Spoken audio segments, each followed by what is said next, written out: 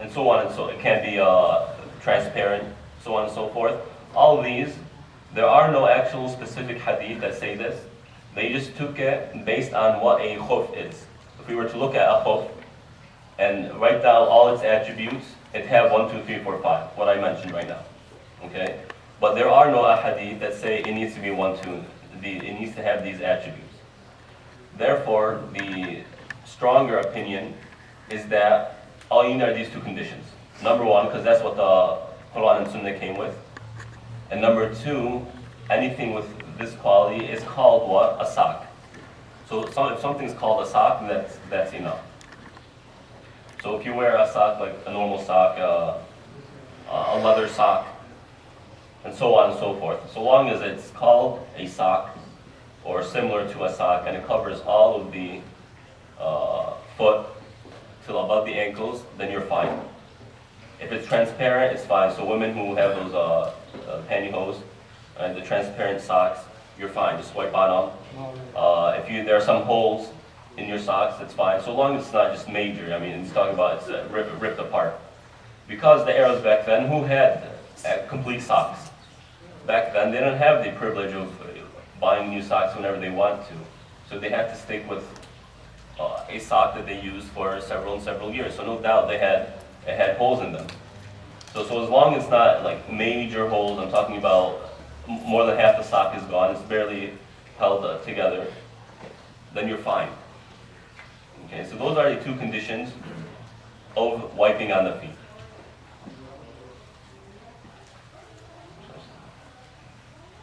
Now, one made wudu prior to wearing their socks. They wore their socks, and now they need to make wudu again.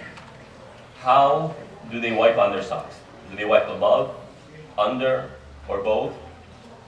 How does it work exactly? And excuse me for raising my foot. May Allah bless you all. But it's very simple. I hope everyone can see. Basically, like this. Spread your hand, your fingers, and go like this. That's it. One time. Again, like this on both feet. The right hand for the right foot, the left hand for the left foot. Like this. From the start of the toes till right about when the foot starts becoming the leg. Right here.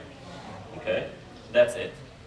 Under, no, that's not how, you don't wash under. So if someone were to just wash or wipe under their foot without above, that doesn't work. You didn't wipe on your feet. Just wipe from above, spread your fingers out, and that's it.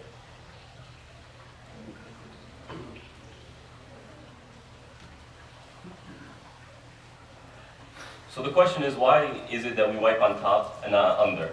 Even though under is what's dirty, not on top. Look at it this way. Allah subhanahu wa ta'ala made wiping on the socks what's called a rukhsa. It's a privilege for us. Now when you give someone a privilege, it makes things easier for them, right? And the Sharia is complete. When it presents to you something, it presents you the best of the best. Now what's easier? Wiping on top or wiping on bottom? On top. Therefore, in order to make things complete in its ease and complete in its privilege, you wipe on top. That's why. So wearing the socks and wiping on it makes things easier for us. And in order for it to be perfect in its ease, you wipe on top, not on bottom. This way, very simple. You bend over, you wipe, and that's it. You don't have to lift your foot. You don't have to hold on something so you don't fall over, so on and so forth. The young and old can do it, alhamdulillah. So that's the wisdom behind it. Because some people are questioning, why is that? And that's why. Allah Ta'ala a'lam. Now, there is a limit in which you can wipe your socks on, a limited amount of time. If you are at home, you're not traveling, you get 1 day and 1 night, meaning 5 prayers. Okay? Alhamdulillah, no one today, wears their socks for that long, but just in case. You get 5 prayers. If you're traveling, you get 3 nights and 3 days, meaning 15 prayers. And again, alhamdulillah, we're very blessed in our times to have access to a lot of these very simple commodities in life. But just so that you know, in case one day one of you gets stranded in the desert or in the forest. May Allah subhanahu wa ta'ala protect us all. So if you are in your hometown, you're at home, and you wear your socks. Long day of work, you go to sleep, you forgot to take your socks off. Okay?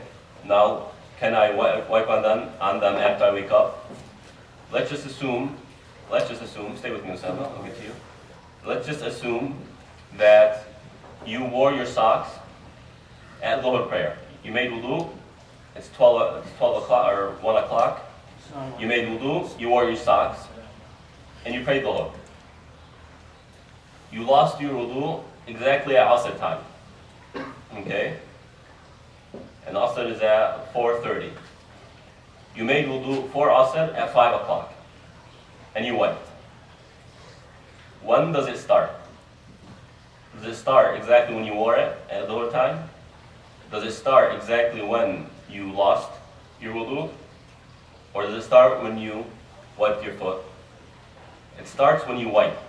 Because when you wipe, the rukhsa, the privilege, was taken. It started right there. So let's give a little bit more clear example.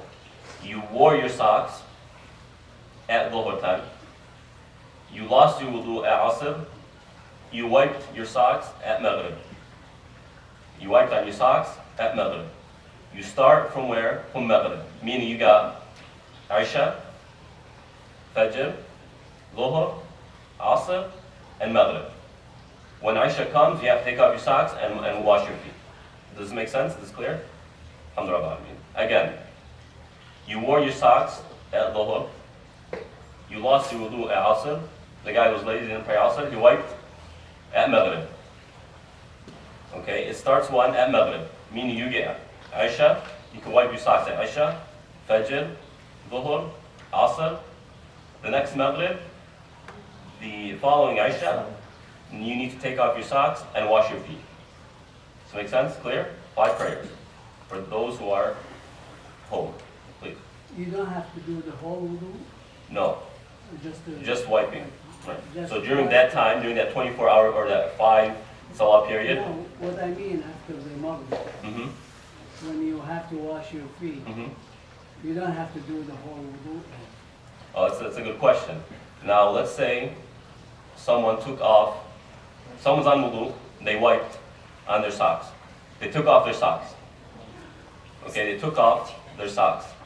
Do I have to redo my wudu entirely, or can I just wash my feet? If you wash your feet immediately after you take off your socks, then you're fine. However, if you take off your socks and 30 minutes go by, you have to remake your wudu. This is mathematic. Make sense? Okay. And that's another, you brought up that issue, exactly like that. So we got the timing, it's clear. You can have to start your wudu without taking the socks, or just do the wipe over your socks. After what? After, like right now, after the Asr, you go to sleep, you wake up now. You have to make wudu, complete wudu, or just... If you're still in that 5 prayer period and you slept, no, you can just wash it, you wipe your feet. Yeah. Or wipe your socks, I'm sorry. Just only that what you have to do, you have to take a wudu. No. No. Yeah. So when you wake up, let's say you prayed, you wore your socks, and you wiped on them at Asr. You wiped on your socks, Asr prayer. This is the first time you wipe. You go to sleep after you pray Asr. Okay? You wake up.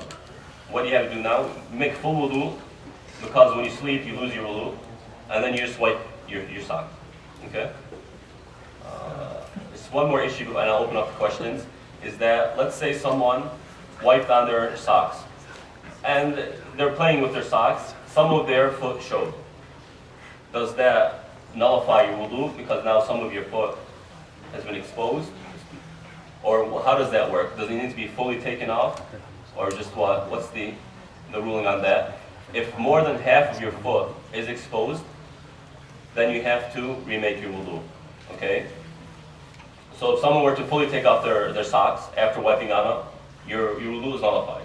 Because you made wudu on what? Your socks, and that's no longer attached to you. So if you take off your socks entirely, one or both, you have to remake your wudu. If you take off part of it, right? Let's say to the ankle, like this, you're fine. You don't have to remake wudu. If you take off a little bit more than half, you have to remake wudu. And according to the opinion I just said about someone who took off their socks after making wudu, if they quickly wash their feet, then you're fine. You don't have to remake the full wudu. However, if you take off your socks and a time period goes by, you have to remake your wudu entirely. Is this clear? Make sense? How about the holes in the socks? If there are holes in the socks. So if there are holes in the socks, so long as it's not major, meaning that the sock is barely holding together. It's about to fall apart.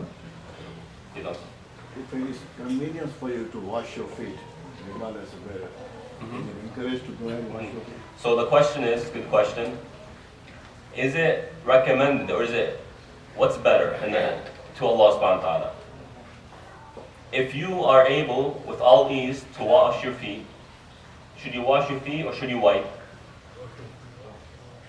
The scholars differ, and it's very flexible here. Scholars differ.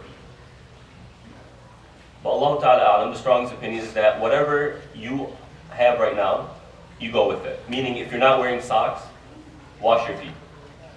Don't wear socks, only to wipe. If you are wearing socks, don't take it off to wash. Rather, just wipe. Whatever you're on, just continue with that. Sama? Second.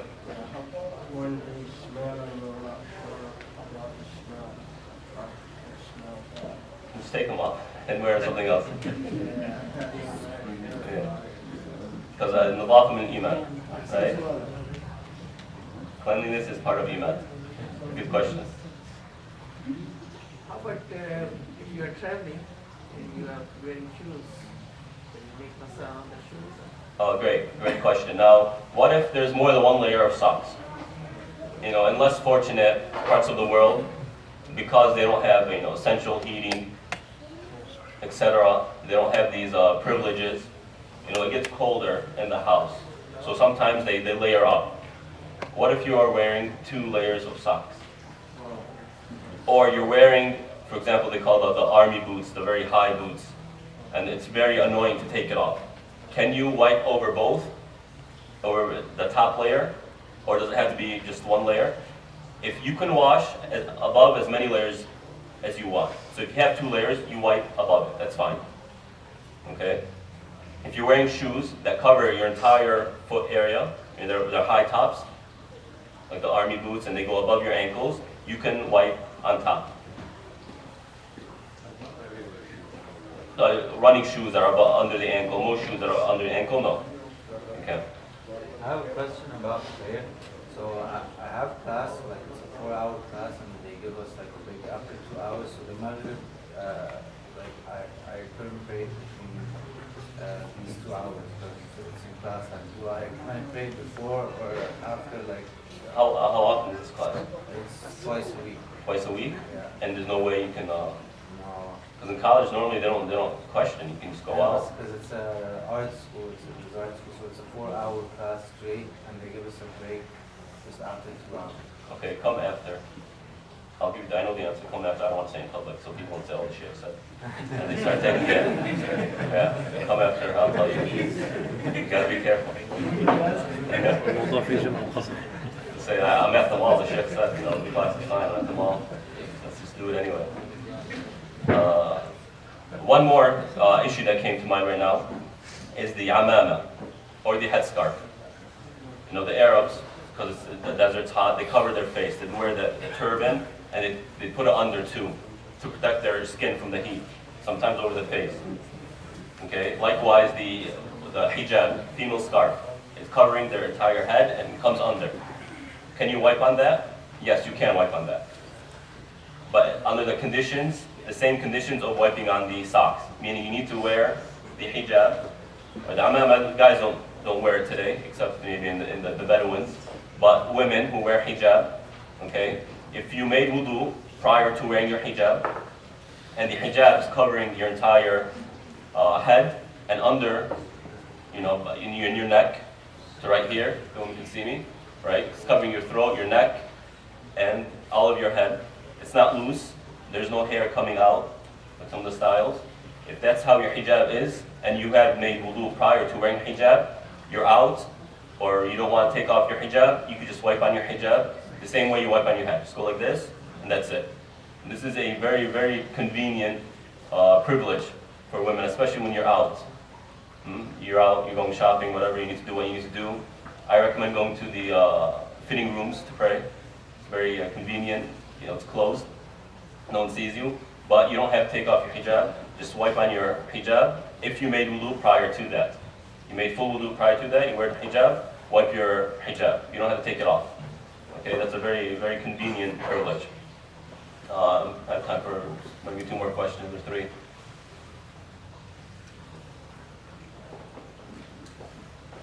Would you say in fitting rooms, you can go and pray for ladies? Yeah, men too, that's where I go.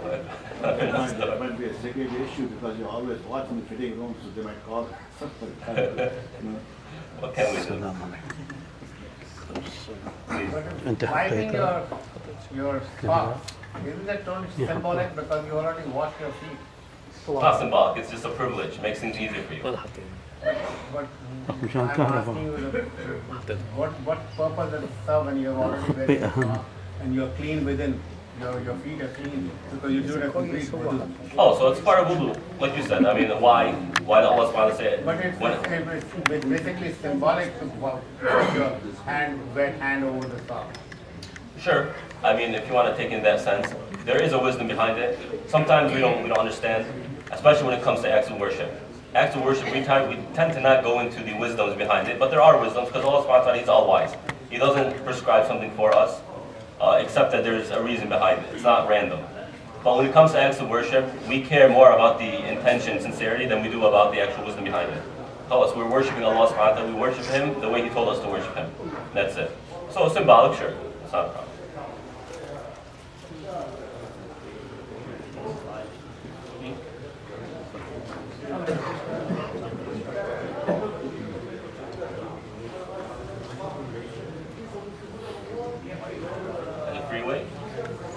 No. So the question is, can you pray in your car? You know, it's inconvenient. Sometimes it's scary to pray in public because you never know when that one crazy guy or woman will come along and just make you a problem. So it's more convenient to just pray in the car. To be honest, I mean, sometimes you need to strengthen your heart and pray, you know, outside. Find yourself a nice corner. You cannot change the form of salah without some sort of medical reason. Unless you have some sort of medical reason, major back pain, you physically cannot stand, then you cannot pray sitting down, even if it's inconvenient. So ask Allah subhanahu wa ta'ala for protection, strengthen your heart. I know it's scary sometimes. When on my way to California, I had to pray in Utah and Nebraska. And that was pretty uncomfortable. You know why I did it? Alhamdulillah, I mean, I'm fine. No one came to me.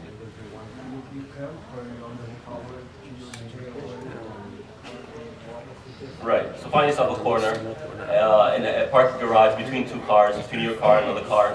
It's pretty close. You know, someone might come by and see that you're doing some weird thing.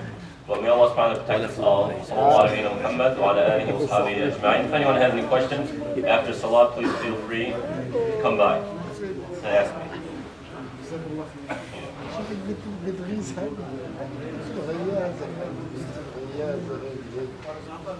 ما شفت تسلمت اليوم ليه؟ عشان كذا صلاتي أنا كلها في الوعي صلاتي كلها في الوعي صلاتك إيه؟ كلها خلاص؟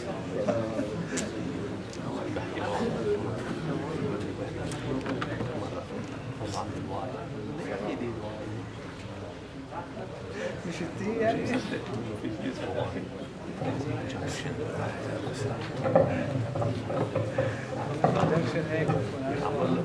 أيمن معك مفتاح تبع أيمن مفتاح تبع مكيفات ولا راح الله أكبر الله أكبر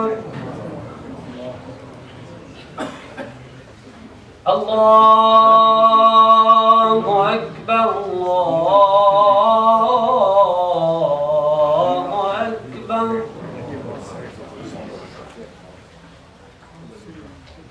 أشهد أن لا إله إلا الله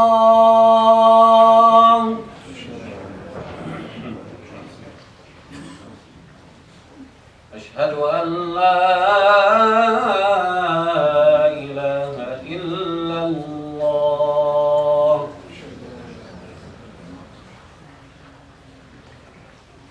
أشهد أن محمدا رسول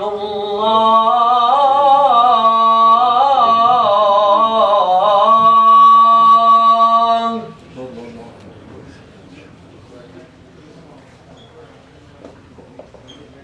أشهد أن محمدا رسول الله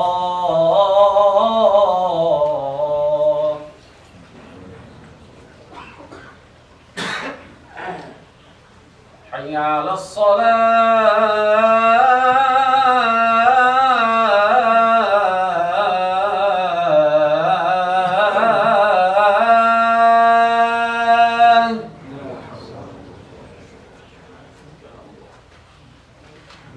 حي على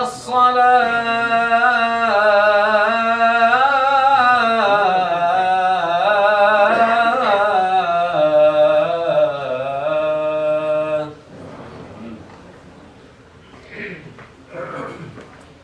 حي على الفلاح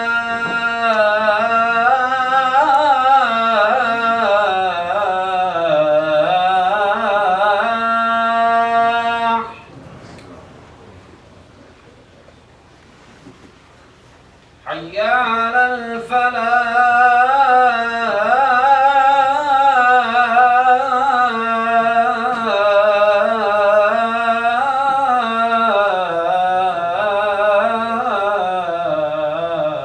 الفلاح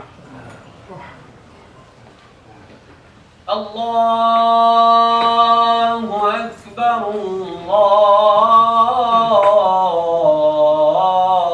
الله أكبر لا